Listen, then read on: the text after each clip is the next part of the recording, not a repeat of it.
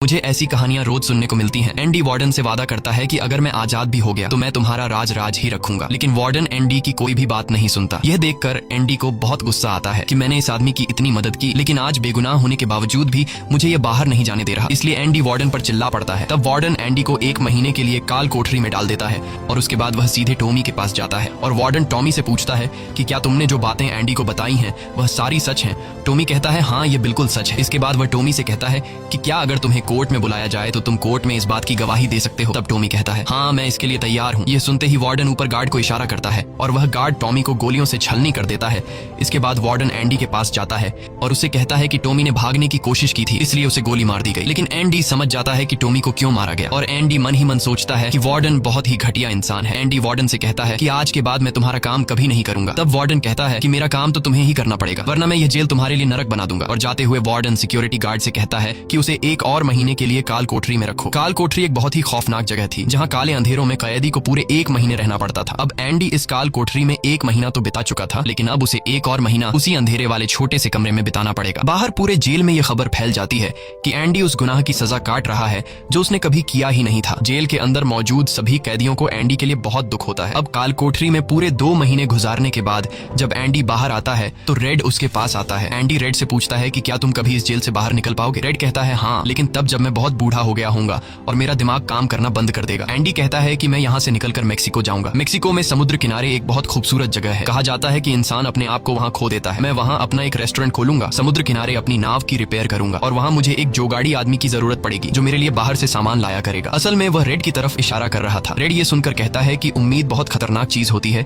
ये इंसान को पागल तक कर देती है। तुम्हें सच्चाई की दुनिया में वापस लौटना होगा। मेक्सिको यहाँ से बहुत दूर है। ये कहकर रेड वहाँ से जाने लगता है, लेकिन जाने से पहले एंडी रेड से कहता है कि वादा करो कि अगर तुम कभी यहाँ से रिहा हुए तो मेरा एक काम करोगे। रेड कहता है हाँ, मैं जरूर करूंगा। तब एंडी रेड को एक एड्रेस बताता है और कहता है कि जब भी तुम यहाँ से छूट जाओ तो उस जगह जाना जहाँ एक बड़े मैदान के बीच एक खूबसूरत पेड़ है। उसी पेड़ के नीचे मैंने अपनी वाइफ को प्रपोज किया था। वह रेड से कहता है कि उसी पेड़ के नीचे एक दीवार के अंदर तुम्हें काले रंग का पत्थर मिलेगा जिसके नीचे मैंने एक बॉक्स छिपाया है, और जब भी तुम रिहा हो जाओगे तो वहां जाकर उस पत्थर के नीचे उस बॉक्स को देखना कि उसमें क्या है। यह कहकर एंडी वहां से चला जाता है और सीधा वार्डन के पास पहुंचता है। वह वार्डन का काम पूरा करके उसके सारे डॉक्यूमेंट्स एक खास तिजोरी में रखता है। डॉक्यूमेंट्स रखने के बाद वार्डन एंडी को अपने कपड़े देता है। वह एंडी से कहता है कि मेरे कपड़े प्रेस करवा देना और मेरे जूतों को शीशे की तरह चमका देना। इसके बाद एंडी वापस अपने सेल में आ जाता है। वहीं दूसरी तरफ रेड आज रात बहुत परेशान होता है क्योंकि उसे डर था कि एंडी कहीं खुद को मार न दे। इस तरह से रात गुजर जाती है और सुबह होती है। सुबह होते ही सभी कैदियों के सेल के दरवाजे खुल जाते हैं और सभी कैदी बाहर आ जाते हैं, लेकिन एंडी सेल से बाहर नहीं आता। ये पिछले 20 सालों में पहली बार ऐसा हो रहा था कि कोई कैदी सुबह अपने सेल से बाहर नहीं आया। तब रेड की नजर भी एंडी के सेल की तरफ होती है और रेड की परेशानी बढ़ती रहती है कि कहीं एंडी ने खुद को मार तो नहीं दिया। तभी एक गार्ड बहुत गुस्से में एंडी के सेल की तरफ जाता है, लेकिन वहां पहुंचकर जब वह देखता है तो उसकी आंखें खुली की खुली रह जाती हैं क्योंकि अंदर सेल में कोई भी नहीं था और एंडी वहां से फरार हो चुका था। अब हम वार्डन को देखते हैं जो अपने जूते पहनने के लिए निकालता है, लेकिन उस बॉक्स में उसके नहीं बल्कि एंडी के पुराने जूते होते हैं। और तभी पूरे जेल में सायरन बजने लगता है और यह सायरन होता है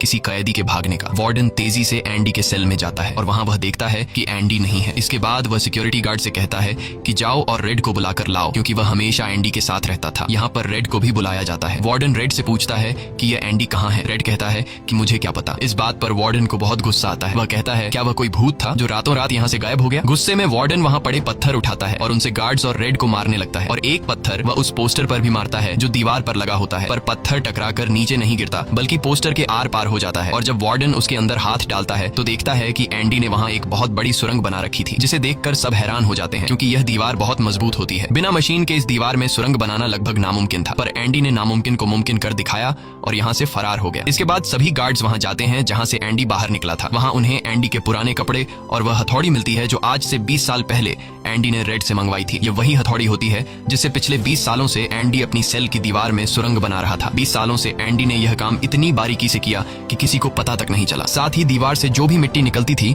वह उसे अपनी जेब में रखकर ग्राउंड में बिखेर देता था। एंडी ने आखिरी बार जब वार्डन के लिए काम किया था तो वह वार्डन के काले पैसों के सारे डॉक्यूमेंट्स अपने पास रख लेता है और उसके पास जो उसकी बाइबल होती है वह उसे वार्डन की नजरों के सामने चालाकी से उसकी तिजोरी में रख देता है और एंडी वार्डन को ऐसे दिखाता है कि जैसे ये बाइबल नहीं बल्कि उसके डॉक्यूमेंट्स हैं। साथ ही वार्डन ने जो अपने कपड़े उसे प्रेस करने के लिए दिए थे, एंडी पहले वार्डन के कपड़ों को पहनता है और फिर उसके ऊपर अपने पुराने कपड़े पहन लेता है और वे जूते जो वार्डन ने उसे शीशे की तरह चमकाने के लिए दिए थे, एंडी उन्हें पहनकर निकल जाता है। रात को जैसे ही सारी लाइट्स बंद होती हैं, एंडी अपने सेल में की गई सुरंग से बाहर निकलता है। इसके बाद वह एक गटर का पाइप तोड़ता है और उस पतले से गटर के पाइप पाइप में रेंगता हुआ उस जेल से फरार हो जाता है, जिससे आज तक कोई भी भाग नहीं सका था। हालांकि एंडी जिस गटर के पाइप से रेंगता हुआ बाहर निकला था वह लगभग 2 किलोमीटर लंबा था। अगली सुबह एंडी उस बैंक में जाता है जहां पर वार्डन का सारा ब्लैक पैसा होता है। ये पैसे एक ऐसे आदमी के नाम पर होते हैं जो इस दुनिया में है ही नहीं। ये सारा डॉक्यूमेंट्स का खेल एंडी ने ही तो बनाया था, और बैंक में उस अकाउंट के ओनर का जो सिग्नेचर था वह जेल से एंडी किया करता था। इसलिए एंडी को वार्डन का सारा पैसा निकालने में कोई मुश्किल नहीं होती। एंडी के पास उस आदमी के नाम के सारे डॉक्यूमेंट्स होते हैं, इसलिए एंडी बैंक्स में जाकर सारे पैसे निकाल लेता है, और ये पैसे होते हैं